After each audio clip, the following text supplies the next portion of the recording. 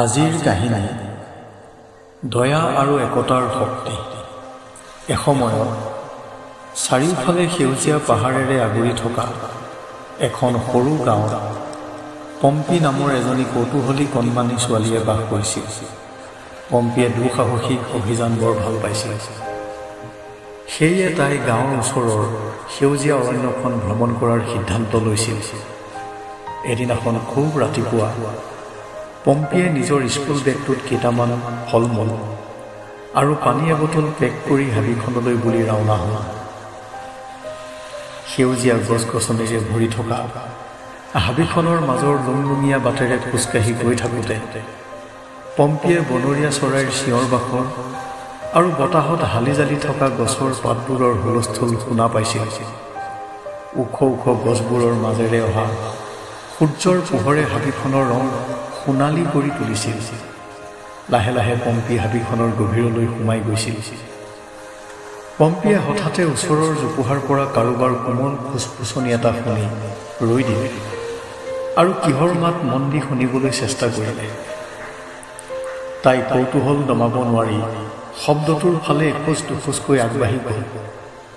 তাই এখন অতিকে মৰম লগা যাদুকৰী মুখ দেখি থৰ লাগি চাই গ'ল। পম্পীয়ে জোপোহাৰ মাজৰ পৰা এটা ধুনীয়া বগা হৰিণ ওলাই অহা দেখিলে। দুটা নীলা জিলিকি থকা চকু আৰু এযোৰ প্ৰকাণ্ড শিঙেৰে হৰিণটোক বৰ ধুনীয়া লাগিছিল। পম্পীয়ে হৰিণটোক সুধিলে, এই ঘন অৰণ্যত কোন তুমি? হৰিণটোৱে মৃদুভাৱে উত্তৰ দিলে, মই এই অৰণ্যৰ ৰক্ষক, কিন্তু তুমিনো কোন আৰু ইয়ালৈ কিয় আহিছা? মই পম্পী। তাই হাঁহি হাঁহি উত্তৰ দিলে, মোৰ সদায় নতুন নতুন ঠাইৰ বিষয়ে জানিবলৈ মন যায় আৰু সেয়ে এই অৰণ্যখনৰ বিষয়ে জানিবলৈ ইয়ালৈ আহিছোঁ। হৰিণটোৱে সঁহাৰি জনাই ক'লে, তেন্তে আজিৰ পৰা আমি দুয়ো বন্ধু হ'লোঁ। তোমাৰ কিবা আপত্তি আছে নেকি? পম্পীয়ে আনন্দ মনে উত্তৰ দিলে, নাই। এইদৰে দুয়ো কথা পাতি থাকোঁতে ওপৰৰ পৰা কোনোবা চৰাইৰ কোমল কান্দোনৰ শব্দ এটা ভাহি আহিলে। পম্পী আৰু হৰিণটোৱে ওপৰলৈ চাই দেখিলে যে গছৰ ডালত বহি এটা সৰু নীলা চৰাইয়ে দুখ মনেৰে বহি ইনাই বিনাই কান্দি আছে। পম্পীয়ে আলফুলে চৰাইটোক সুধিলে, কি হ'ল কণমানি? চৰাইটোৱে দুখেৰে ক'লে, মই মোৰ পৰিয়ালৰ পৰা বিচ্ছিন্ন হৈ পৰিলোঁ। এতিয়া মই নাজানো সিহঁত ক'ত আছে। পম্পীৰ অন্তৰখন সহানুভূতিৰে ভৰি পৰিব। পম্পীয়ে চৰাইটোক ক'লে, তুমি চিন্তা নকৰিবা, আমি তোমাক তোমাৰ পৰিয়ালটোক বিচাৰি উলিওৱাত সহায় কৰিম। তাৰ পাছত পম্পী, হৰিণ আৰু চৰাইটোৱে মিলি হাবিখনত চৰাইটোৰ পৰিয়ালটোক বিচাৰিবলৈ ধৰিলে। বহু সময় বিচৰাৰ পাছত পম্পীৰ চোকা চকুৱে দূৰৈৰ ওখ গছ এজোপাৰ ডালত নীলা চৰাইৰ দল এটা বহি থকা দেখা পালে। পম্পী চিঞৰি উঠিল, ব'লাচোন আমি কেইটা তালৈ যাওঁ। কিজানি কণমানি চৰাইটোৰ পৰিয়ালটো তাতেই আছে।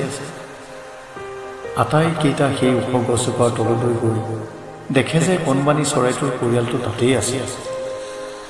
নিজৰ পৰিয়ালটোক দেখি কণমানি চৰাইটোৱে আনন্দত ঢেঁকুৱা জোকাৰি নিজৰ পৰিয়ালটোৰ ওচৰলৈ উৰি গ'ল।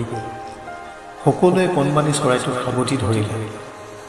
পম্পী আৰু হৰিণটোৱে ইজনে সিজনক চাই হাঁহিলে।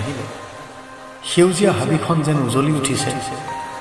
গছবোৰেও হালি জালি যেন চৰাইৰ পৰিয়ালটোৰ আনন্দ উদযাপন কৰিছে। সেইদিনাৰ পাছৰ পৰা পম্পী সঘনাই হৰিণটোৰ খবৰ ল'বলৈ হাবিলৈ গৈছিল আৰু মাজে মাজে সেই সৰু নীলা চৰাইটোৱেও সিহঁতৰ লগ লৈছিল। কাহিনীটোৰ পৰা আমি শিক্ষা লাভ কৰিব পাৰোঁ যে দয়া আৰু একতাৰ শক্তিয়ে যিকোনো সমস্যা সমাধান কৰিব পাৰে। আমি যেতিয়া আনক সহায় কৰোঁ তেতিয়া আমি নিজেও সুখ অনুভৱ কৰোঁ।